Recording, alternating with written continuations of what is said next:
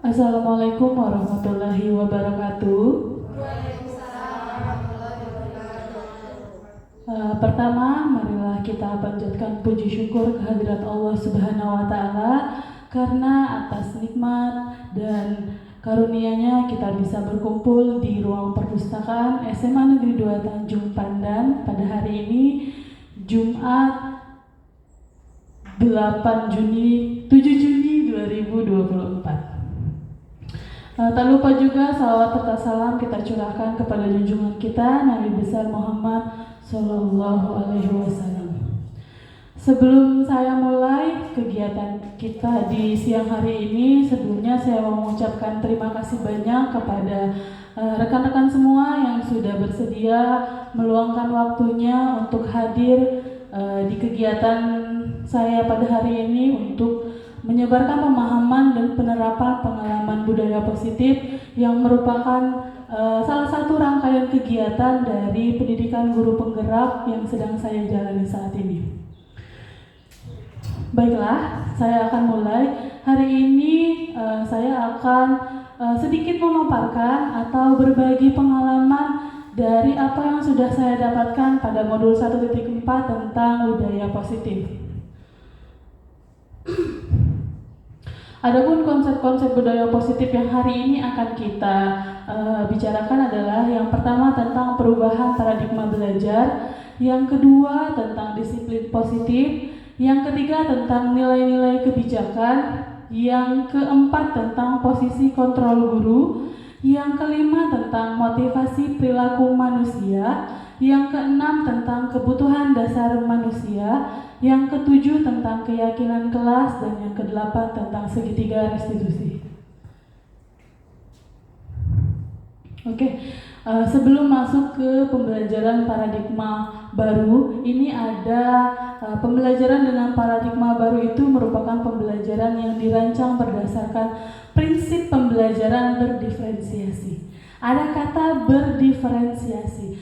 Saya mohon kesediaan ibu-ibu yang hadir saat ini untuk memberikan sedikit pengetahuan atau pengalamannya tentang pembelajaran berdiferensiasi. Ada yang bersedia?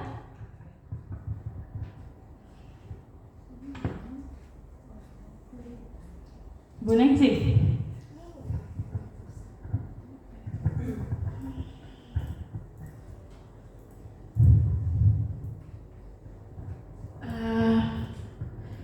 Menurut saya, pembelajaran berdiferensiasi itu adalah pembelajaran yang di dalam kelasnya banyak bervariasi, tidak terpaku pada satu metode aja. Misalkan kita bisa mengajak siswa belajar secara berkelompok, terus kita bisa mengajak siswa belajar di luar kelas. Misalkan inilah di pelajaran saya matematika, Bu Suci ya. Kalau matematika itu ada materi trigonometri. Jadi di trigonometri itu kita bisa misalkan ingin mengukur tinggi tiang bendera. Itu kita bisa mengajak anak-anak langsung turun ke lapangan untuk langsung melihat caranya gimana. Jadi tidak hanya terpaku pada satu metode aja. Misalkan hanya guru yang menjelaskan di depan, murid hanya mendengarkan. Nah, itu tidak untuk yang sekarang. Selain itu, selain tinggi bendera, misalkan kita bisa juga misalkan mengukur di pohon, itu dalam trigonometri. Selain itu, kalau untuk matematika di materi statistika itu kita bisa misalkan mengajak siswa turun ke lapangan langsung. Misalkan kita ingin menghitung rata-rata yang menggunakan plat nomor ujungnya ganjil. Itu kita bisa langsung mengajak mereka misalkan bisa ke jalan atau bisa ke lampu lalu lintas. Karena kalau di situ kan lebih gampang, karena banyak, ibaratnya bisa kita melihat waktu orang berhenti waktu lampu merah gitu. Itu menurut saya sih kalau diferensiasi begitu Bu Suci. Oke, beri tepuk tangan untuk Bu Nyaisi, pemaparan yang sangat bagus sekali, langsung menyebutkan contoh-contohnya. Jadi Bapak Ibu, saya sangat apresiasi sekali karena pembelajaran berdiferensiasi itu kan berarti kita melihat kebutuhan atau metode-metode ajar yang memang benar-benar bagus untuk anak-anak didik kita, karena setiap kelas itu mungkin dan setiap individu juga mungkin cara mengajarnya, terus kemampuan-kemampuan yang unggulnya itu kan berbeda-beda. Jadi kita sesuaikan dengan kebutuhan dari setiap individu. Terjun ke lapangan langsung ya Bu Nengsi ya, berarti kan seluruh panca indera yang mereka miliki itu maksimalkan gitu ya. Itu juga maksimalnya, enjoy-nya, suasana yang berbeda gitu ya. Itu pasti akan memberikan pengalaman belajar yang luar biasa untuk anak didik kita. Oke. Di sini bisa dilihat pembelajaran berdiferensiasi itu sehingga para peserta didik belajar sesuai dengan kebutuhannya, berdasarkan tahap perkembangan sesuai teori psikologi modern untuk mewujudkan profil pelajar Pancasila. Tujuannya muara akhir kita ada di profil pelajar Pancasila. Skill-skill kemampuan yang kita inginkan di profil pelajar Pancasila itu ada beriman, bertakwa kepada Tuhan Yang Maha Esa, berarti karakter mereka, akhlak mereka, adab mereka, etikanya sudah mencakup di beriman, bertakwa kepada Tuhan Yang Maha Esa dan berakhlak mulia. Yang kedua ada mandiri, itu bagaimana mereka untuk mengembangkan dirinya, mereka memanfaatkan potensi dan kemampuan yang ada pada dirinya. Bernalar kritis, itu bagaimana mereka menyaring informasi, menemukan ide-ide yang bisa bermanfaat untuk lingkungan sekitar mereka. Ada kreatif, gotong royong, dan berkebinekaan global. Berkebinekaan global ini berarti bagaimana mereka peka ke lingkungan sekitarnya, budaya-budayanya, dan juga perkembangan-perkembangan zamannya. Ini ada 4 miskonsepsi tentang teori kontrol. Yang pertama itu biasa, ilustrasi guru mengontrol murid. Ini pasti sangat sering kita jumpai, ya kan Bapak Ibu ya. Mungkin saat ini juga masih ada di lingkungan sekitar kita bahwa anggapan bahwa guru itu bisa mengontrol segala keadaan yang ada di dalam kelas. Jadi semuanya itu atas dasar kontrol guru, atas dasar kuasa guru. Ini adalah salah satu miskonsepsi tentang teori kontrol. Yang seharusnya anak itu kan harus merdeka dalam belajar ya. Mereka memilih sendiri bagaimana untuk kalau misalnya di fisika itu saya selalu membiarkan mereka untuk membuat laporan itu dalam bentuk yang berbeda-beda sesuai dengan keinginan dan kemampuan mereka masing-masing. Yang kedua, ilustrasi bahwa kritik dan membuat rasa bersalah itu mampu menguatkan karakter. Rasa bersalah, kita kan sering ya, anak-anak, ibu kan sudah pernah bilang, kenapa masih dilakukan lagi? Nah kayak gitu, kita selalu membuat anak itu merasa tidak nyaman, merasa bersalah. Dengan tujuannya, dengan alasan kita itu untuk menguatkan karakter anak. Padahal di situ malah melemahkan karakter sebenarnya. Yang ketiga itu bahwa orang dewasa berhak memaksa. Jadi terkadang kita cenderung bertindak itu sesuai dengan keinginan kita, tanpa melihat apa yang sebenarnya anak inginkan, apa yang sebenarnya anak butuhkan. Terus yang terakhir itu semua penguatan positif, efektif, dan bermanfaat. Semua penguatan. Padahal tidak semua penguatan itu cocok di setiap anak, ya kan? Ini ada mengubah paradigma stimulus respon ke pendekatan teori kontrol. Stimulus respon itu biasanya realitasnya kebutuhan kita sama. Padahal sebenarnya setiap orang mempunyai kebutuhan yang berbeda-beda. Yang kedua, semua orang melihat hal yang sama. Kalau di teori kontrol seharusnya itu setiap orang memiliki gambaran yang berbeda-beda. Setiap anak punya pandangannya masing-masing, setiap anak punya pendapatnya masing-masing. Ketika mencoba mengubah orang agar berpandangan sama dengan kita sering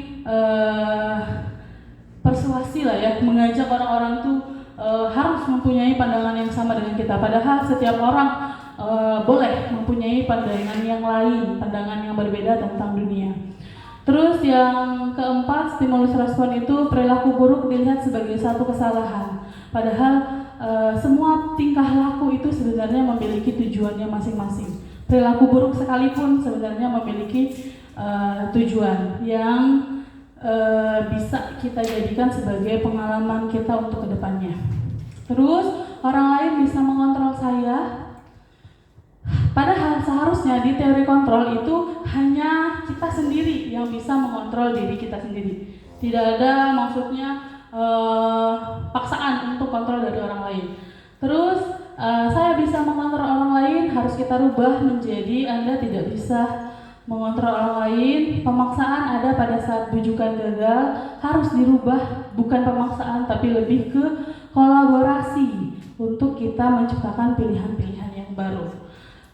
Terus model berpikir yang dulunya kita ada menang, ada kalah gitu kan. Nah kita sekarang harus berpikir semua orang itu menang di keterampilannya masing-masing, seperti itu. Nah sebelum saya masuk ke disiplin positif, saya mau meminta pendapat dari kawan-kawan semua tentang disiplin positif atau disiplin yang kawan-kawan ketahui semuanya. Ada yang mau memberikan pendapat? Baik, terima kasih Bu Suci untuk waktunya.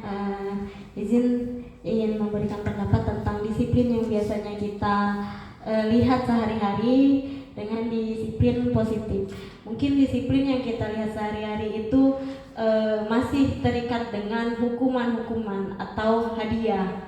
Jadi kontrol mereka itu hanya di hukuman dan hadiah. Tapi kalau melihat dari juga disiplin positif, disiplin positif itu lebih ke kontrol diri sendiri. Kontrol diri sendiri itu melalui apa? Bisa melalui kesepakatan bersama, mungkin seperti itu. Jadi tidak ada ikatan tentang hukuman gitu. Jadi mereka disiplin dari keinginan diri mereka sendiri. Mungkin seperti itu Bu Suci. Terima kasih. Ada lagi yang mau memberikan pendapat tentang disiplin atau disiplin positif yang bapak, ibu-ibu ya, tidak ada bapak-bapaknya, yang ibu-ibu ketahui? Cukup ya, ya. Mungkin sama ya Bu Miss ya, persepsinya dari yang disampaikan oleh Bu Feni itu bahwa biasanya yang ada di benak kita kalau mendengar kata disiplin itu berarti memaksa, hukuman, kadang gitu kan, atau gimana caranya untuk memberikan efek jera bahasanya, kadang seperti itu kan. Padahal sebenarnya disiplin itu harus tumbuh, benar kata Bu Feni tadi, harus tumbuh dari dalam diri siswa ya Bu Feni ya, harus tumbuh dari dalam diri kita sendiri. Disiplin itu berasal dari kata disiplina atau belajar. Disiplin itu mengacu pada diri sendiri, yang seharusnya itu kita bisa bertanggung jawab terhadap apa yang kita yakini selama ini. Terus ada bahasa disiplin positif, jangka panjang ya Bu Feni ya. Nah, disiplin positif itu merupakan salah satu cara penerapan disiplin yang bertujuan untuk menumbuhkan kesadaran serta memberdayakan peserta didik tanpa imbalan atau penghargaan, ancaman ataupun hukuman. Ibu-ibu, ini satu hal yang menarik, satu hal yang penting karena saya mendapatkan satu pembelajaran yang berharga tentang reward atau hadiah. Sebenarnya hadiah itu tidak boleh dilakukan karena dengan pertimbangan-pertimbangan yang pertama itu bisa merusak hubungan antar sesama murid, itu juga bisa mematikan kreativitas siswa, itu juga bisa siswa tuh tujuan utamanya bukan untuk belajar tapi tentang reward gitu. Sebenarnya reward itu tidak, kalau bisa dihindari dari proses kegiatan pembelajaran kita. Kalau boleh itu ya apresiasi dari kata-kata, pujian, seperti itu. Sebagai pendidik, tujuan kita itu kan menciptakan peserta didik yang memiliki disiplin diri sehingga mereka berperilaku mengacu kepada nilai-nilai kebajikan. Ada nilai-nilai kebajikan yang kita bicarakan sekarang. Dan memiliki motivasi intrinsik, motivasi dari dalam diri yang tadi dibicarakan oleh Bu Feni dalam perubahan perilaku ke arah yang lebih baik. Ada nilai-nilai kebajikan. Sebelum ke nilai-nilai kebajikan, saya mau kita sharing atau berbagi pengalaman tentang bagaimana strategi yang Bapak Ibu selama ini terapkan untuk menanamkan disiplin positif pada murid-murid di sekolah. Mungkin ini bisa menjadi salah satu pengalaman baru atau hal baru yang bisa saya tiru untuk saya terapkan di dalam kelas atau di sekolah nantinya gitu. Ada yang mau berbagi tentang strategi menanamkan disiplin positif? Bu Wisni?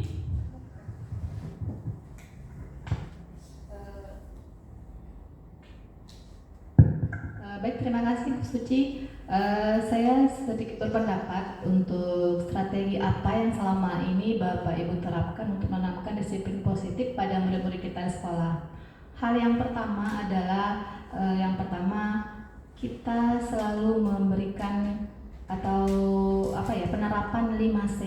Ya, 5C itu adalah senyum, sapa, salam, sopan dan santun. Nah, strategi inilah yang awal mungkin kita berikan kepada anak kita untuk pertama kali supaya mereka mulai menciptakan dari dirinya bagaimana bertemu dengan guru seharusnya seperti apa. Jadi dari mulai senyum, sapa, itu adalah salah satu hal yang paling mudah dilakukan. Dan nanti mungkin selanjutnya di kelas kita bisa menggunakan strategi dengan mengadakan atau berdoa sebelum pembelajaran dimulai, kemudian juga bisa melaksanakan kegiatan sholat subuh bersama dan lain sebagainya. Itu hal-hal yang di awal bisa kita tanamkan untuk penanaman disiplin positif. Terima kasih Bu Suci, mungkin itu saja pendapat dari saya. Oke, ada lagi Bu Desi? Oke, boleh. Silakan Bu. Terima kasih banyak Ibu untuk waktu dan kesempatannya. Kalau dari saya sendiri, salah satu upaya saya untuk mencoba menerapkan disiplin positif itu di dalam kelas, di dalam pembelajaran khususnya, saya mencoba di awal pembelajaran itu, kan sekarang itu udah sering banget dikatakan ada yang namanya kesepakatan kelas gitu ya. Jadi ketika di awal sekali bertemu sama murid di kelas tersebut, baru saya lakukan untuk membuat kesepakatan kelas bersama. Jadi segala sesuatunya itu anak-anak yang memberikan masukan, anak-anak yang menyetujui tanpa adanya hukuman. Jadi biasanya anak-anak masih terpaku dengan harus ada hukumannya, kalau misalnya nggak dilakuin nanti hukumannya apa. Nah, yang itu yang coba kita hilangkan. Jadi tanpa harus ada hukuman, mereka bisa melakukan kesepakatan yang sudah mereka buat. Kalau dari saya seperti itu Bu Suci, terima kasih banyak. Oke, terima kasih Bu Misni dan Bu Desi. Ini bisa menjadi satu ide dan masukan baru untuk saya. Berarti kita harus membiasakan 5S. Sebelum siswanya kita dulu ya Bu ya, membiasakan untuk senyum, sapa, salam, sopan santun. Tidak lupa juga untuk selalu, walaupun kita di jam kedua atau di jam ketiga, itu tetap mengajak anak berdoa sebelum belajar, mengawali pembelajarannya. Terus kesepakatan kelas ya Bu ya. Ya. Saya juga mungkin satu hal yang baru ini Bu, jujur juga ini satu hal yang baru tentang kesepakatan kelas.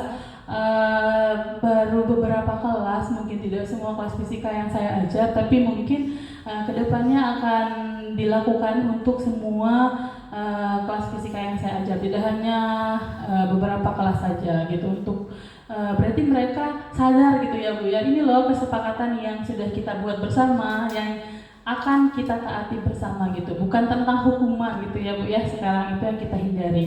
Oke. Ke disiplin positif ini untuk menghasilkan nilai-nilai kebajikan pada siswa kita. Nilai-nilai kebajikan itu nilai-nilai yang disepakati bersama, lepas dari suku, bangsa, agama, bahasa maupun latar belakang. Ada beberapa contoh nilai kebajikan dari institusi atau organisasi. Profil pelajar Pancasila, Bapak Ibu, saya yakin dan percaya sudah paham tentang profil pelajar Pancasila, nilai-nilai kebajikannya ada apa saja. Ada dari BO Primary Years Program, itu nilai kebajikannya tentang toleransi, rasa hormat, integritas, mandiri, menghargai, antusias, empati, keingintahuan, kreativitas, kerjasama, percaya diri, dan komitmen. Yang terakhir itu keterampilan hidup, bagaimana dia bisa menjadi orang yang dapat dipercaya, lurus hati, pendengar yang baik, tidak merendahkan orang lain, dan memberikan yang terbaik bagi diri sendiri. Kalau kita lihat di sini nilai-nilainya sangat memberikan manfaat yang bagus gitu ya untuk anak-anak kita ke depannya, untuk mereka bagaimana menghadapi persoalan hidup dan perkembangan zaman ke depannya. Tapi menurut saya ini satu PR, karena ini membiasakan, berarti kita harus ada kolaborasi dan berusaha bersama-sama untuk menanamkan nilai-nilai kebajikan pada anak-anak kita di sekolah. Selanjutnya Bapak Ibu, yang saya dapatkan itu ada tentang kebutuhan dasar manusia. Kebutuhan dasar manusia itu berarti segala sesuatu yang kita lakukan untuk mendapatkan apa yang kita inginkan. Seluruh tindakan yang kita lakukan itu pasti memiliki tujuan tertentu, dan semua usaha terbaik yang kita lakukan adalah dalam rangka agar kebutuhan dasar kita dapat terpenuhi. Ada 5 kebutuhan dasar manusia. Yang pertama itu tentang bertahan hidup, berarti tentang bagaimana makanannya, pakaiannya, tempat tinggalnya, keamanannya, kesehatannya, itu pokoknya tentang hidupnya. Terus yang kedua, kasih sayang dan rasa diterima. Kadang kita sering juga menjumpai anak-anak yang kurang bergaul dengan kawan-kawan di kelasnya. Nah, contohnya di kelas saya saja, ada waktu di kelas 10 itu yang masih menyendiri, masih kurang bergaul. Nah itu tuh karena dia merasa dia kurang diterima oleh kawan-kawan di dalam kelasnya. Padahal bukan maksudnya kawan-kawan tidak menerima, tapi hanya perasaan dari dalam dirinya saja bahwa keberadaannya di kelas itu tidak diterima. Tapi alhamdulillah dengan beberapa pengertian dan pendekatan dari kawan-kawannya juga, sekarang sudah mulai berbaur dengan kawan-kawan di kelasnya.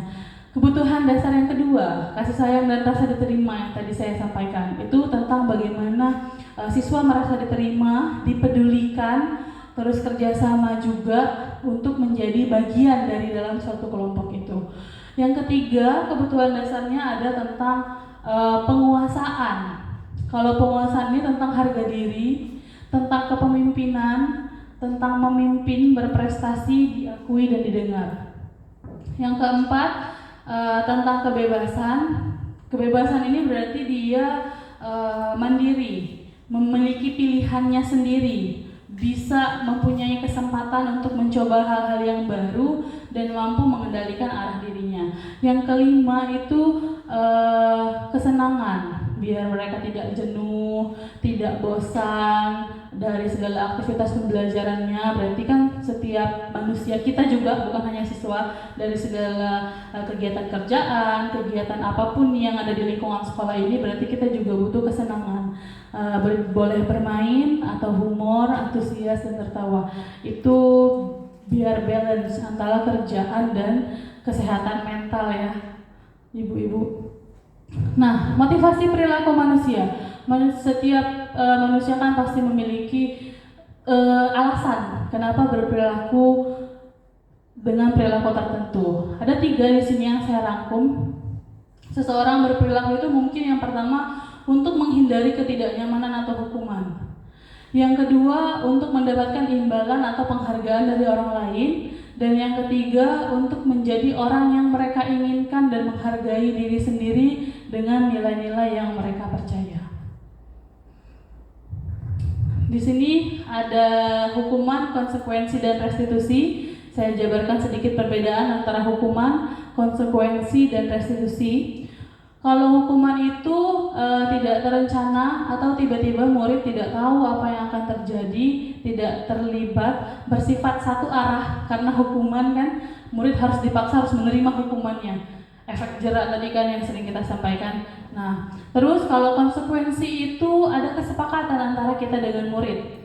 Tapi tetap dari konsekuensi itu kadang murid tetap merasa tidak nyaman. Selalu guru itu yang mengarahkan, yang mengambil peran lebih, atau sikapnya itu lebih monitor murid seperti itu. Dan yang ketiga ada yang namanya restitusi. Restitusi ini berarti proses menciptakan kondisi bagi murid untuk memperbaiki kesalahannya dan juga proses berkolaborasi untuk mengajarkan yang murid inginkan dalam mencari solusi. Jadi kita lebih bertanya ke siswa, kira-kira solusi apa yang dapat dia lakukan atas misalnya tindakan atau perilaku yang dia lakukan gitu.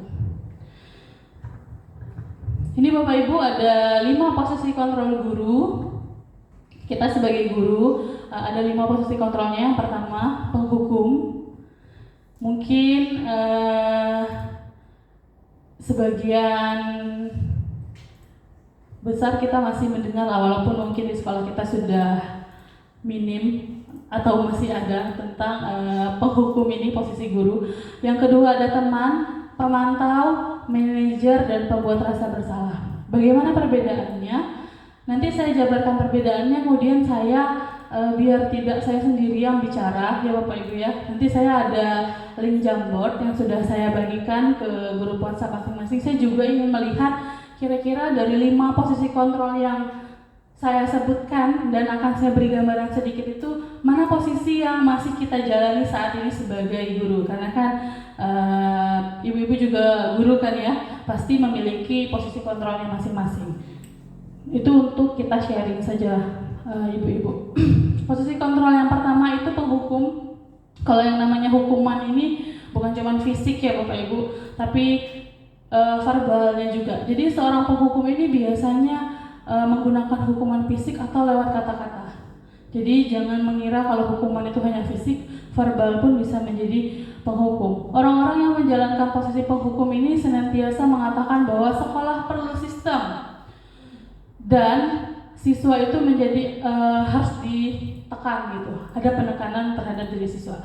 Nah, ini memberikan efek yang tidak baik. Hasilnya itu kemungkinan murid kita itu marah, dendam, atau agresif. Jadi kalau nanti kita melihat anak-anak kita tuh emosional, mudah marah, ya kita juga harus berefleksi ke diri kita. Bagaimana kita memberikan konsekuensi terhadap murid kita di sekolah.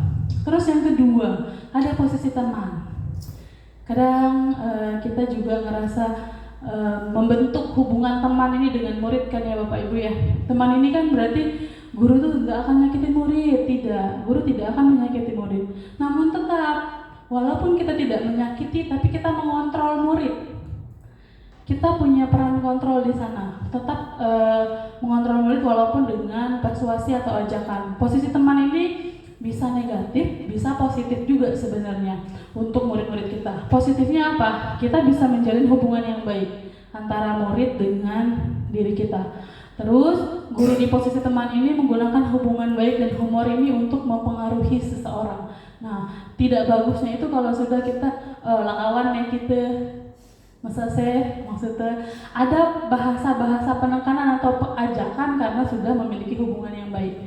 Nah, ini yang harus kita jadikan perhatian kita bersama. Hasilnya, kalau posisi kontrol sebagai teman ini, murid itu senang karena dekat dengan guru, senang pasti. Terus jadi akrab dengan guru. Tapi keakraban dan kesenangan itu kan termasuk ke dampak positifnya. Tapi ada sisi negatifnya Bapak Ibu. Kalau misalnya kita memposisikan diri sebagai teman ke siswa, negatifnya apa?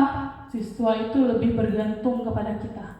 Semuanya itu dia jadi ketergantungan. Kalau ada permasalahan apapun, ya dia menganggapnya enggak apa-apa lah, ada ibu yang akan nolong kita, nah gitu. Jadi lebih ke tergantungan ke kitanya. Nih, bila ada masalah dia merasa bisa mengandalkan kita untuk membantunya. Jadi posisi teman ini juga kurang baik lah. Posisi yang ketiga ada pemantau. Pemantau ini berarti hanya mengawasi gitu. Pada saat kita mengawasi itu kita bertanggung jawab atas perilaku orang-orang yang kita awasi. Posisi pemantau ini menggunakan sanksi, ada sanksinya juga atau konsekuensi. Kita dapat memisahkan hubungan pribadi kita dengan murid sebagai seseorang yang menjalankan posisi pemantau. Jadi hubungan pribadi dengan hubungan guru murid dalam sekolah ini harus kita pisahkan kalau kita memposisikan diri sebagai seorang pemantau. Hasilnya apa kalau kita menempatkan posisi kita di pemantau? Murid itu paham konsekuensi yang harus dijalankannya apa karena sudah melanggar satu aturan. Terus di posisi pemantau ini sebenarnya guru juga tidak akan menunjukkan suatu emosi yang berlebihan, menjadi marah atau membuat merasa bersalah gitu. Posisi yang keempat ada pembuat rasa bersalah. Pada posisi ini guru tuh memainkan peran gitu Bapak Ibu. Bahasanya lembut, bahasanya baik, bahasanya mengenakan. Tapi tetap dari bahasa-bahasa yang dikeluarkan itu tetap membuat murid tuh merasa tidak nyaman gitu. Misalnya Andi misalnya, Ibu kan sudah bilang jangan terlambat lagi, kok Andi masih melakukan itu gitu. Jadi ke murid tuh bahasanya halus, padahal tujuannya adalah biar murid tuh ngerasa tidak nyaman, ngerasa bersalah gitu dengan kita. Itu sebenarnya satu hal yang salah gitu ya, karena membuat murid itu jadi rendah diri juga. Hasilnya adalah kalau kita menempatkan diri di posisi kontrol pembuat rasa bersalah, murid itu akan merasa bersalah karena telah mengecewakan bapak ibu gurunya. Murid juga akan jadi ngerasa orang yang paling gagal gitu, tidak sanggup membahagiakan ibu dan bapak gurunya selama ini gitu. Terus kadang-kala sikap ini berbahaya daripada sikap penghukum. Ini justru lebih berbahaya ya Bapak Ibu dari sikap penghukum, karena emosi yang tertanam itu murid tuh menahan perasaan dia gitu, karena dia ngerasa bersalah tadi. Nah, tidak seperti murid dengan guru penghukum. Kalau dihukum kan sebenarnya murid bisa menumpahkan amarahnya walaupun dengan cara yang negatif. Kalau dia ngerasa bersalah di posisi yang sekarang ini kan emosional dia tidak tertuangkan gitu. Yang terakhir adalah posisi manajer. Manajer ini adalah posisi di mana guru berbuat sesuatu bersama murid. Terus mempersilahkan murid untuk mempertanggungjawabkannya dan mendukung murid agar menemukan solusi. Jadi kalau di sini kita dengan murid sama-sama secara bersama-sama untuk menemukan solusi. Tapi ini bukan cuma dari pihak guru saja, tapi ini juga dari pihak siswanya. Jadi keduanya mempunyai peranan yang sama gitu. Pada posisi manajer ini harus seperti apa kita? Katanya suara guru sebaiknya tulus, tidak perlu marah katanya, tidak perlu meninggikan suara katanya, apalagi sampai menunjuk aja tidak boleh Bapak Ibu ya, apalagi sampai ke fisik dan lain-lain. Berkacak pinggang katanya tidak boleh. Terus tidak boleh bersikap seolah-olah menyesal, tampak sedih akibat perbuatan murid ataupun bersunda gurau untuk menempatkan murid sebagai teman gitu. Nah, sebelum saya masuk ke contoh, saya mau ke Jamboard. Bapak Ibu minta tolong dibuka Jamboard yang sudah saya bagikan. Di slide kedua itu saya ingin berefleksi sama-sama dengan Bapak Ibu. Posisi kontrol yang sering kita lakukan sekarang itu kita sering ada di posisi yang mana sebenarnya?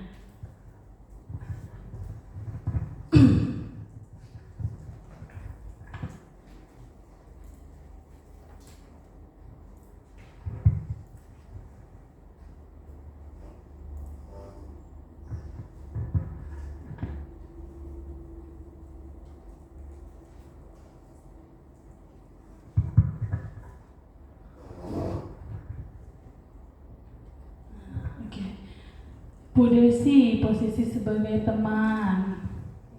Nanti saya minta sedikit bercerita ya Bu, pengalaman posisinya masing-masing bagi yang mau bercerita dan sharing.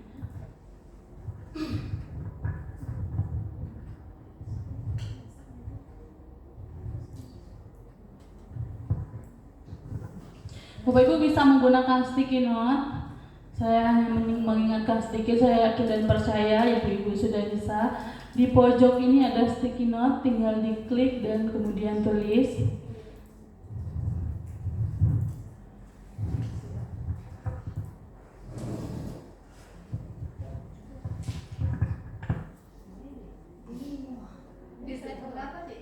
Di slide kedua, Bu.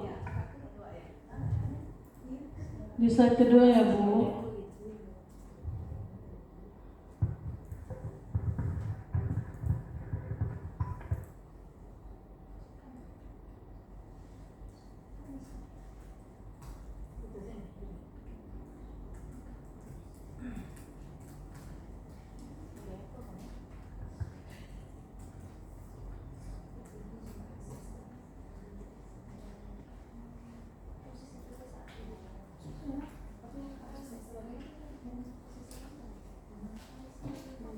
Posisi kontrol tadi ada, ini Bu Darna.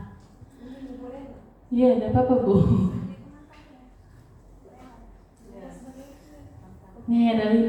Ada penghukum, teman, pemantau, manajer, pembuat rasa bersalah. Ada 5. Nah, kira-kira ini sharing saja Ibu-ibu, jangan takut. Saya juga belum ada di tahap manajer, masih di teman atau pembuat rasa bersalah. Nah, seperti itu. Tapi kita sama-sama belajar bagaimana untuk memperbaiki posisi kontrol kita terhadap murid gitu.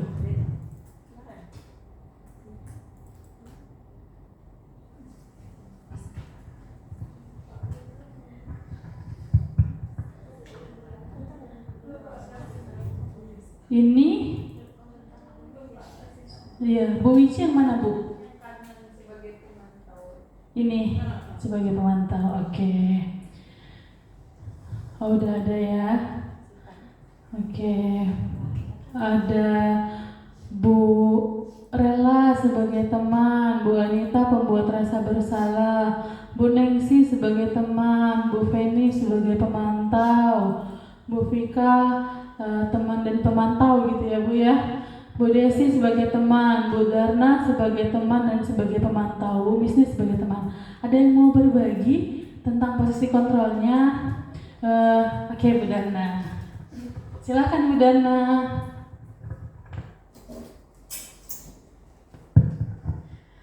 Sebelumnya terima kasih atas kesempatan yang telah diberikan kepada saya, Bu Suci. Yang sekarang ini posisi kontrol yang sering kita lakukan.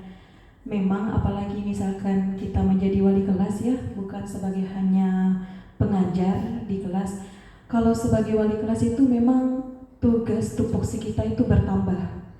Karena apa? Karena kita harus sebagai teman dan sebagai pemantau di kelas ini. Apalagi kita menghadapi berbagai karakter murid yang tidak sama.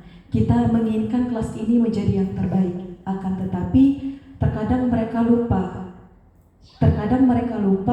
Saking kita misalnya tidak pernah marah, hanya menegur. Nah, kadang-kadang inilah yang membuat mereka, oh tenanglah, nanti ibu tidak akan marah, kita hanya sesekali. Nah, kemudian yang sering saya dengar ini adalah kita sebagai guru tidak boleh sebenarnya kita menceritakan tentang si guru A, B, C sampai Z. Ini yang saya banyak dengar. Mereka banyak mendengarkan dari guru A, katanya guru A seperti ini katanya. Nah, ini yang banyak kata-katanya, ini yang tidak bagus menjadi posisi kontrol kita sebagai teman ataupun sebagai pemantau, apalagi sebagai pendidik. Karena apa? Karena kita berusaha tidak mendiskriminasikan, tidak menjelekkan guru si A si B. Ternyata mereka didapatkan dengan guru yang lain, oknum yang lain tadi. Nah, ini yang membuat mereka ini berpikiran, waduh, ternyata guru si A menceritakan ini. Alangkah baiknya kalau kita menganggap sebagai posisi kontrol kita kalau bisa, walaupun ini biasanya mereka, ibu apakah benar kata guru si A, si guru ini, oh kita tangkis saja, itu tidak benar, sudah. Atau misalkan ya jangan didengar. Atau misalnya kalau kita tahu, kita anggap pura-pura enggak tahu. Karena itu kadang yang membahayakan. Karena apa? Karena kita di sini kan bisa jangan dijadikan sebagai teman, tapi kita menyebutkan gitu. Nah, ini yang banyak terjadi di kalangan ini tadi gitu. Nah, kemudian sebagai pemantau, jangan diartikan misalkan sebagai wali kelas, sebagai pemantau, akan tetapi kita bisa memantau murid-murid yang di dalam kelas ini. Karena apa? Karena mereka saking taunya dari misalkan dari permasalahan yang lain, mereka tadi percaya dengan ini ternyata nah ini yang sangat sulit misalkan di posisi yang sekarang ini adalah kita sebagai pemantau tadi. Kadang ya sebagai guru ada rasa manusiawi lah, kadang kan ada rasa ikhlasnya, ada rasa sabarnya tadi. Mereka taunya kita ini, tapi tadi kita juga yang harus memberikan fungsi kontrol kita. Jangan mereka juga, tapi kayaknya kita juga yang harus memang banyak sebagai posisi yang disebutkan ini, posisi kontrol. Jadi kita yang harus lebih banyak mengkontrol juga, bukan hanya murid. Jadi bukan hanya murid yang harus mengerti dengan kita, tapi kita juga memang harus yang mengerti dengan murid. Mungkin itu saja. Terima kasih Bu Suci. Terima kasih Bu Dana. Ada lagi yang mau? Oke, silakan Bu Desi. Izin untuk sedikit berbagi gitu Bu ya. Berdasarkan cerita dan pengalaman ilmu yang sudah Ibu dapatkan dari CGP itu, ternyata saya dan kami melihat ada 5 posisi yang bisa diambil seorang guru maupun itu orang tua. Sebenarnya itu bisa diterapkan juga dalam keluarga sepertinya gitu ya. Dan saya merasa setelah mendengar cerita Ibu, terus pemaparan, contoh-contohnya, saya merasa selama ini diri saya masih berada di posisi sebagai teman. Jadi karena berpikirnya, karena anak SMA, mungkin ketika kita berada sebagai teman lebih enak. Oh ternyata posisi yang paling tepat itu bukan sebagai teman gitu Bu ya. Kalau berdasarkan ceritanya tadi, malah posisi sebagai teman ada dampak negatifnya. Anak-anak justru makin tergantung dengan kita nantinya. Jadi saya berbaginya itu karena saya selama ini masih sebagai teman, dan insya Allah ke depan saya akan mencoba untuk menjadi posisi manajer seperti yang Ibu ceritakan tadi. Terima kasih banyak Ibu untuk pengetahuan barunya bagi kami Ibu. Oke. Sudah? Oke. Terima kasih Bu Desi dan Bu Dana atas cerita pengalamannya. Ya, saya juga kalau misalnya harus dinilai posisi mana yang sekarang saya laksanakan, yang masih saya lakukan pada murid-murid itu mungkin juga masih di tahap teman dan pemantau lah. Tapi benar kata Bu Desi tadi, kita juga harus belajar bagaimana memposisikan diri sebagai manajer, karena melihat benar kata Bu Dana ya Bu, apalagi anak-anak ini kalau tahu hal-hal negatif tentang guru, hal-hal yang buruk gitu dari cerita yang kata si A, kata si B tadi, itu mungkin membuat mereka tuh menilai guru tuh malah jadi rendah gitu ya. Nah makanya nanti adabnya, kesopanannya ke guru tuh malah jadi berkurang seperti itu. Nah ya kita pura-pura tidak tahu saja lah gitu, atau memberi pengarahan yang baik lah tentang ke mereka ketika menanyakan hal itu gitu. Oke. Terima kasih Bapak Ibu sudah memberikan masukannya, sudah memberikan jawabannya pada Jamboard ini tentang posisi kontrol yang sering dan masih kita lakukan sampai sekarang di dalam kelas. Kita lanjut. Sebentar ya Ibu-ibu. Nah ini ada contohnya. Barangkali dari tadi saya cuma memaparkan materi tanpa memberi contohnya. Ini ada contoh penerapan 5 posisi kontrol guru. Yang pertama itu ada kasus kalau siswa kita tidak memakai atribut lengkap saat upacara. Ini mungkin masih sering kita jumpai kasus ini ya, atribut, dan atribut. Kalau bentuknya penghukum, pasti kita meminta siswa untuk hormat ke tiang bendera selama 1 jam gitu. Kalau kita sebagai pembuat rasa bersalah, pasti kita ngomong kayak gini ke siswa. Beberapa kali Bapak Ibu harus memberitahu kamu masih saja mengecewakan. Sering gitu ya, masih sering ya Bapak Ibu-ibu. Nah ini contohnya, itu posisi sebagai pembuat rasa bersalah. Kalau kita pemantau gimana? Apa yang akan kita lakukan? Kalau kita pemantau, bahasa yang akan kita lontarkan adalah kamu sudah melanggar aturan sekolah. Kamu tahu konsekuensinya? Nah, jadi kita nanya ke mereka karena kita hanya memantau posisinya kan seperti itu. Setelah upacara kamu beli ya atributnya dan jangan diulangi lagi. Jadi kita hanya menanyakan mereka tahu atau tidak salahnya, kemudian hanya mempersilahkan mereka untuk membeli atributnya di koperasi dan memintanya untuk tidak mengulanginya lagi. Kalau posisi kita sebagai teman, kita yang akan keluar dari kata-kata yang akan keluar itu pasti, ayo dong ikuti aturan sekolah, atau ayo dong bantu ibu sudah capek, ibu wali kelas kamu, nanti kalau ada apa-apa kan pasti ibu. Jadi kita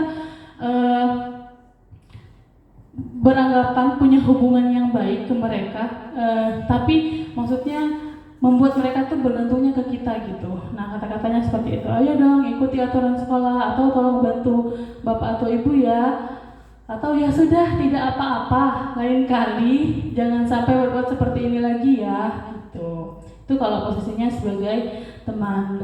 Dan yang terakhir sebagai manajer, kalau di manajer ini kita tetap bertanya kira-kira dia tahu tidak dengan kesalahan yang sudah dia lakukan, tapi kita juga memberi kesempatan kepada anak kira-kira bagaimana cara dia untuk memperbaikinya, seperti itu. Nah ibu-ibu, saya punya kata-kata yang saya tulis di blog hijau itu, nanti kita sama-sama menjawab itu termasuk ke dalam posisi kontrol apa. Itu sudah saya pindahkan ke Jamboard juga, jadi ibu-ibu bisa menjawab semuanya di Jamboard. Ada di lembar ketiga sampai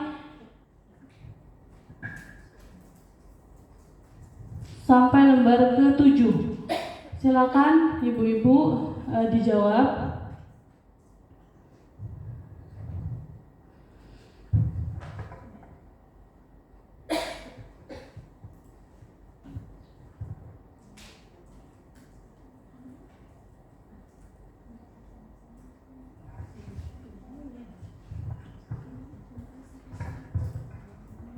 Untuk pindah ke halaman berikutnya tinggal diklik tanda-tanda next frame ini ya ibu-ibu.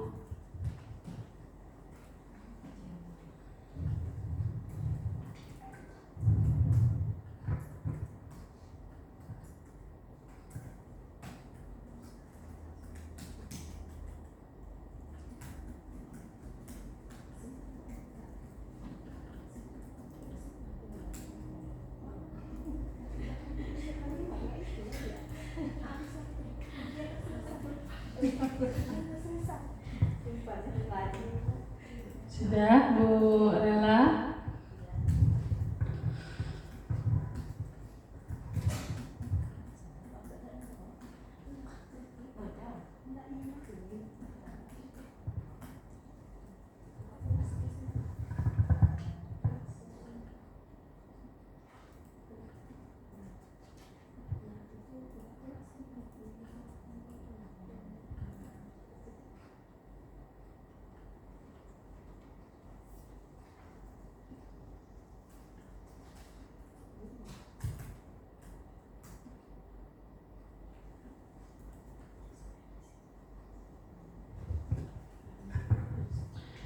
Oke, di kata yang pertama, saya kecewa sekali dengan kamu. Pendapat kuning itu adalah posisi kontrol dari pembuat rasa bersalah. Kata jawaban Bu Misni itu posisi sebagai teman. Bu Anita berarti suka membuat keonaran. Posisi dari Bu Andriati dari saya kecewa sekali dengan kamu ini adalah membuat kesalahan. Bu Darna pembuat rasa bersalah. Bu Wiji sebagai teman. Yang tengah ini punya siapa? Oh, punya Bu Pika. Bu Pika sebagai teman. Yang kuning satunya lagi punya Bu Desi, pembuat rasa bersalah. Saya kecewa sekali dengan kamu. Kira-kira lebih tepat teman atau pembuat rasa bersalah ini ibu-ibu?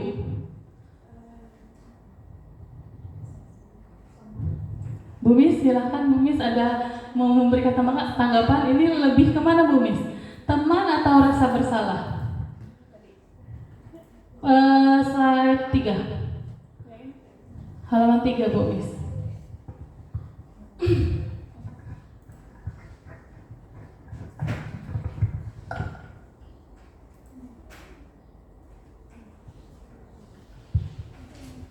Saya kecewa sekali dengan kamu ya, itu untuk pertanyaannya. Mungkin tadi saya jawabnya teman ya. Sebenarnya itu jawabannya adalah pembuat rasa bersalah yang lebih tepat, karena kita merasa kecewa sehingga dia merasa bersalah dengan kekecewaan kita tadi dan membuat dia merasa tindakannya yang lakukan itu salah. Nah, sehingga dia ada rasa infil, merasakan saya berbuat salah kepada guru, telah mengecewakan gurunya. Mungkin seperti itu.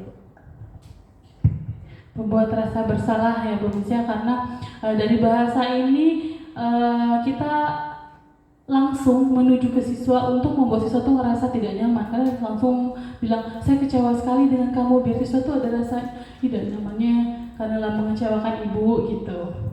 Oke, kita bisa lanjut. Di halaman selanjutnya ada kata kamu tidak pernah benar melakukannya. Ini Bu Wiji penghukum, Bu Misni penghukum. Ini saya tidak bisa melihat. Ini punya siapa yang warna pink? Bu Dana ya? Bu Dana pecinta pink, jadi saya tahu itu punya Bu Dana pasti. Yang orange? Bu Feni penghukum. Ada yang mau memberikan sedikit alasannya kenapa memilih penghukum? Ya, silakan Bu.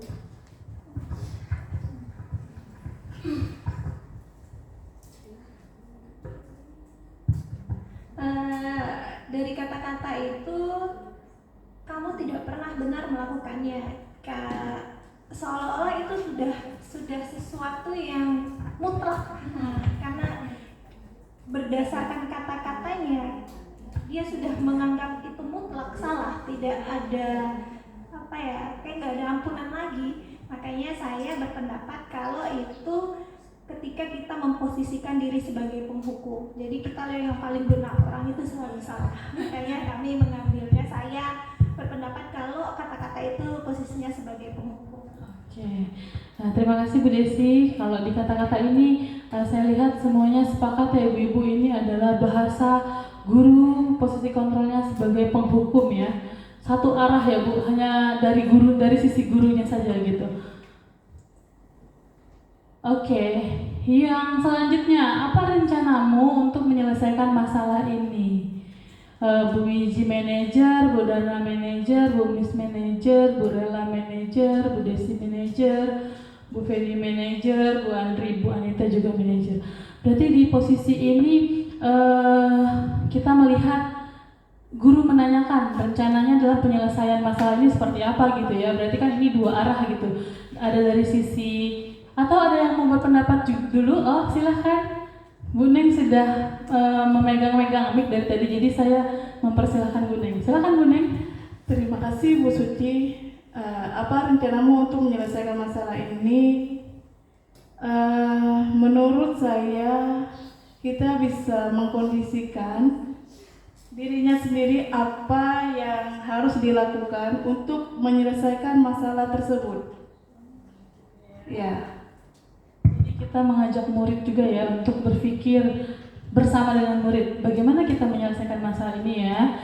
Bu Neng berarti sudah punya pengalaman belum? Oh Bu Wiji mau, silakan Bu.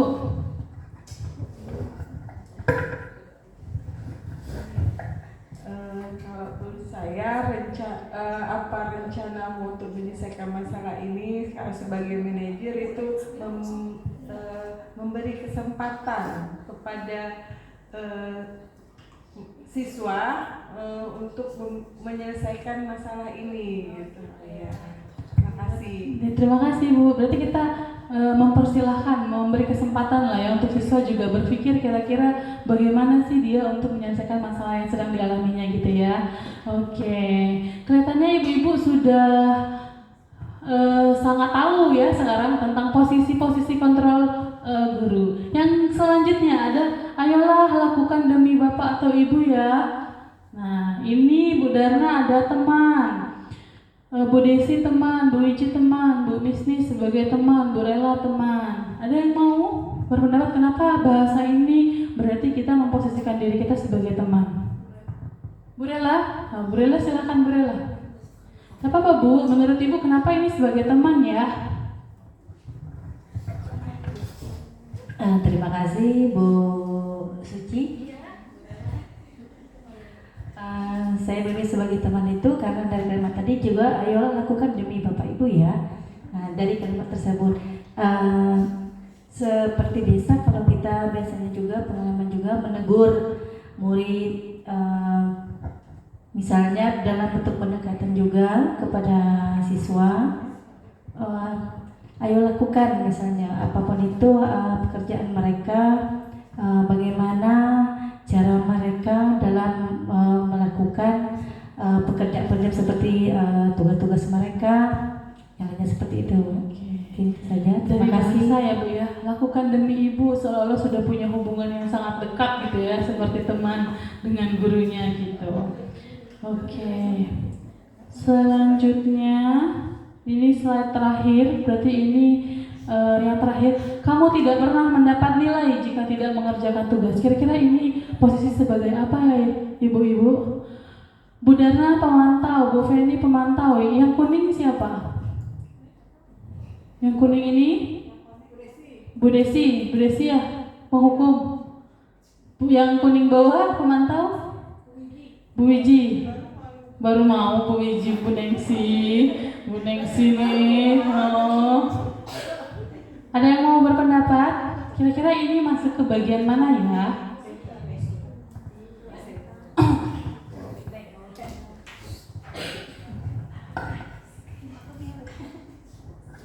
Ya, baik Bu Suci. Kalau di sini saya jawabnya pemantau ya. Tapi bisa juga mengarahkan ini ke pemikiran penghukum karena sudah ada jelas maksudnya tidak mengerjakan tugas itu kamu tidak pernah mendapatkan nilai ya, itu ketegasan untuk hukuman mereka. Tapi juga ini bisa jadi pemantau karena di situ mungkin sudah ada konsekuensi atau ya peraturan dari guru tersebut saat pelajaran guru yang bersangkutan, mungkin seperti itu kalau menurut saya Bu Suci. Terima kasih. Oke, terima kasih Bu Feni. Ada lagi yang menjawab penghukum? Saya mau melihat ininya sudut pandangnya kenapa memikirkan ini adalah sebuah posisi kontrol penghukum.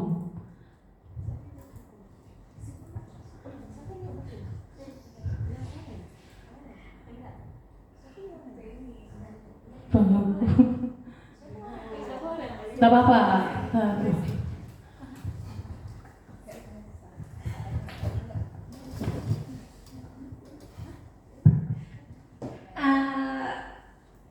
Kalau menurut saya sepakat dengan Bu Penny, jadi tergantung intonasi kayaknya.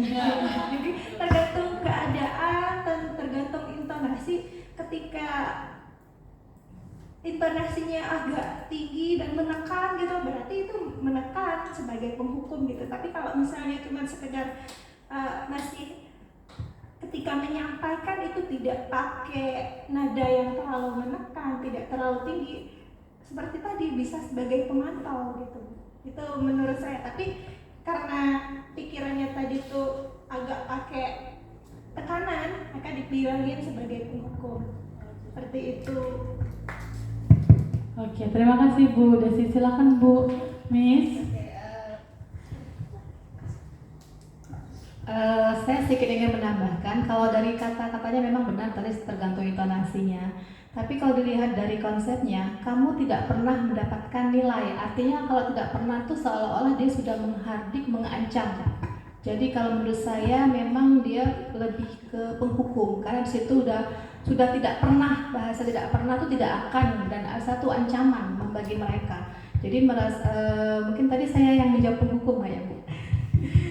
Jadi bertanggung jawab untuk menjelaskan ini. Memang kalau alasan saya di situ adalah tidak pernah mendapatkan hal itu yang membuat mereka menjadi suatu ancaman. Jadi sehingga mereka merasa suatu hukuman, sehingga mereka tidak dapat mengerjakan tugasnya lagi jika tidak mendapatkan nilai. Nah, ada kata-kata ancaman di situ, tidak pernah mendapatkan nilai. Itu mungkin Bu Suci yang penguatan dari saya. Oke, terima kasih Bu Miss.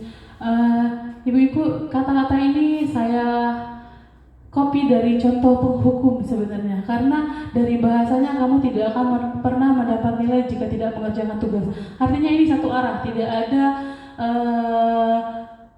itu sudah mutlak. Kalau dia tidak mengerjakan berarti sudah tidak akan pernah mendapatkan nilai lagi itu. Jadi bahasa verbal dari penghukum ini, kamu tidak akan pernah mendapat nilai jika tidak mengerjakan tugas, seperti itu. Oke, terima kasih ibu-ibu atas jawabannya tentang posisi kontrol yang ada untuk guru. Tadi ibu-ibu sudah menjawab dan sudah menceritakan, memberi alasan juga. Saya yakin ibu-ibu paham, ini juga jadi pembelajaran kita bagaimana memposisikan diri kita untuk murid kita ke depannya. Oke, saya lanjut ibu-ibu. Selanjutnya ada tentang keyakinan kelas. Nah, ini dia ada pertanyaan. Kira-kira kenapa ya harus menggunakan bahasa keyakinan kelas, bukan peraturan kelas? Ada yang mau memberikan tanggapan? Kenapa harus keyakinan, bukan peraturan?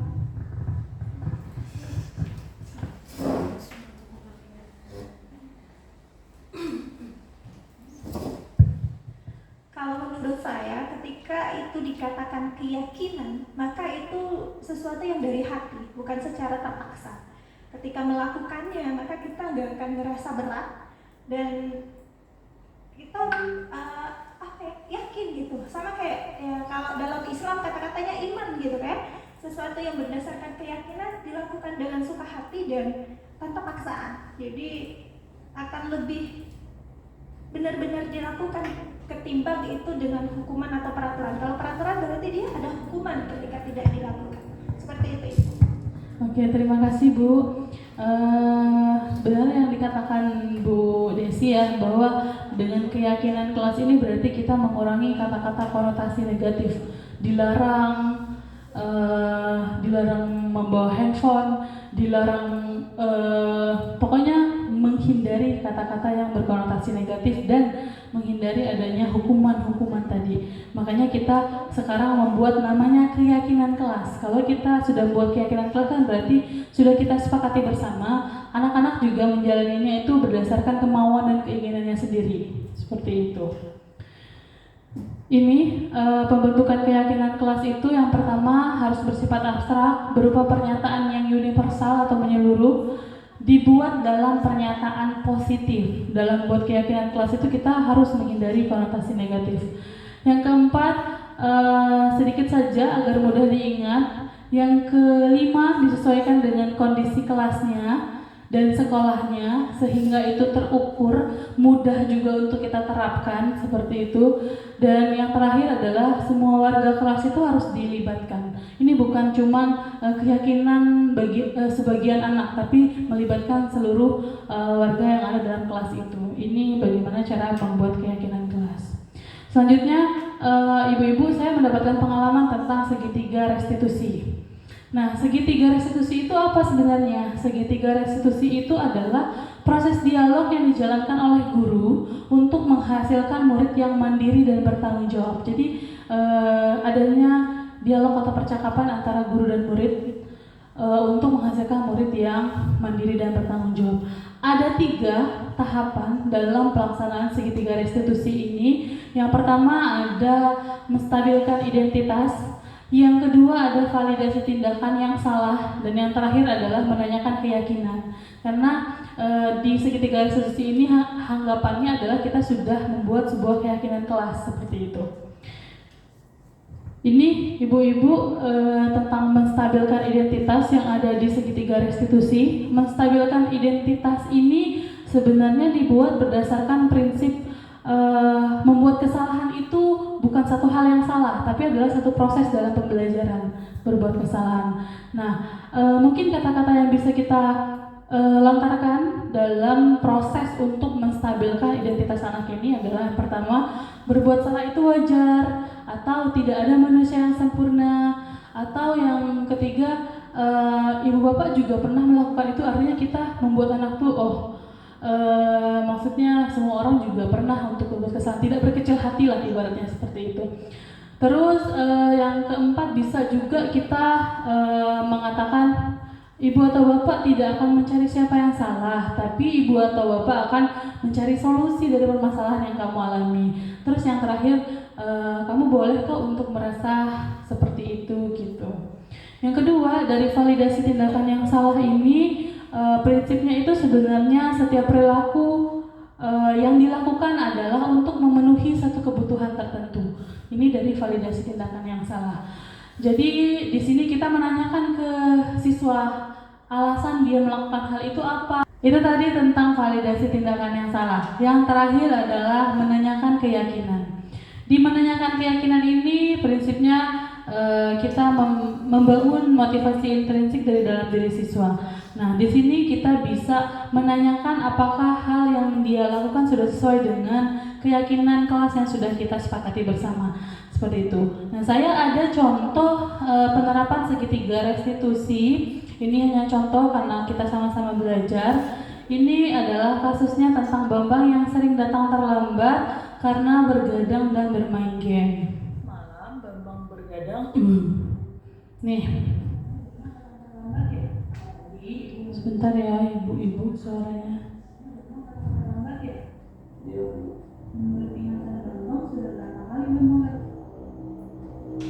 Oke, emang ini karena nge-shootnya tidak menggunakan speaker portable, jadi emang suaranya sangat kecil. Itu sebuah kesalahan tidak? Kesalahan. Ya, tadi Bambang berbuat kesalahan itu kan hal yang wajar ya. Setiap manusia pasti pernah melakukan kesalahan, tapi bagaimana kita menyikapinya berbeda dari sebuah kesalahan kita itu. Setuju? Nah, sekarang Ibu dan Bambang akan sama-sama mencari solusi dari permasalahan datang terlambatnya Bambang. Bambang datang terlambat, kira-kira alasannya kenapa? Sering begadang dari malam, jadi pergi ke sekolah sering telat. Oke, menurut Bambang, Ibu mau mengingatkan, apakah Bambang ingat tentang keyakinan kelas yang sudah kita sepakati? Ingat. Menurut Bambang, datang terlambat itu melanggar keyakinan kelas tidak? Melanggar aturan apa Bambang? Kedisiplinan. Menurut Bambang, disiplin itu hal yang penting tidak? Penting Bu, karena kedisiplinan bisa melatih kita untuk menghargai waktu. Baik, menghargai waktu itu kan satu hal yang bermanfaat ya. Dari menghargai waktu juga nanti Bambang bisa menghargai orang-orang di sekeliling Bambang. Selain itu, dengan menghargai waktu, pekerjaan yang Bambang punya tidak akan menumpuk ya. Dan menghargai waktu bisa melatih kesabaran dan kedisiplinan Bambang juga, melatih rasa kepedulian. Yang Bu, meminta maaf, mungkin kejadian ini bakal menjadi kesalahan yang terjadi dengan Bambang. Baik, Ibu sangat bangga dengan Bambang. Coba mengakui kesalahannya, menyesali dan minta maaf, itu adalah sikap yang sudah sangat baik ya. Nah, menurut Bambang, apa yang harus Bambang lakukan agar Bambang tidak akan terlambat lagi ke sekolah? Mungkin Bambang bakal tidur lebih awal Bu, dan menjauhkan hal-hal negatif yang membuat Bambang sering begadang setiap malam. Baik, berarti Bambang sudah menemukan solusinya ya. Jangan begadang lagi setiap malam dan terus menjauhkan hal-hal yang membuat Bambang begadang ya. Selain itu, Ibu juga akan bekerja sama dan berkoordinasi dengan orang tua Bambang untuk mengingatkan Bambang untuk tidak akan terlambat lagi ke sekolah ya. Ya Bu. Oke, sekarang Bambang sudah menemukan solusinya. Ibu mempersilakan Bambang untuk kembali ke kelas. Oke, itu tadi sedikit contoh dari penerapan segitiga restitusi. Mungkin ibu-ibu juga ini bisa menjadi pembelajaran kita bersama tentang bagaimana kita menyelesaikan permasalahan menggunakan segitiga restitusi. Oke, yang terakhir ini adalah kesimpulan dari kegiatan Diskusi kita hari ini kesimpulannya adalah dalam penerapan disiplin positif hendaknya guru memiliki standar kepribadian, profesional dan sosial yang baik di mana guru mampu merefleksi dirinya dalam posisi kontrol saat ini, bagaimana perjalanan dirinya sebagai among atau manajer yang menuntun murid-muridnya menjadi insan yang mandiri, merdeka dan bertanggung jawab sesuai dengan standar nasional pendidikan. Baiklah ibu-ibu, saya rasa cukup sekian berbagi pengalaman yang saya dapat dari modul 1.4.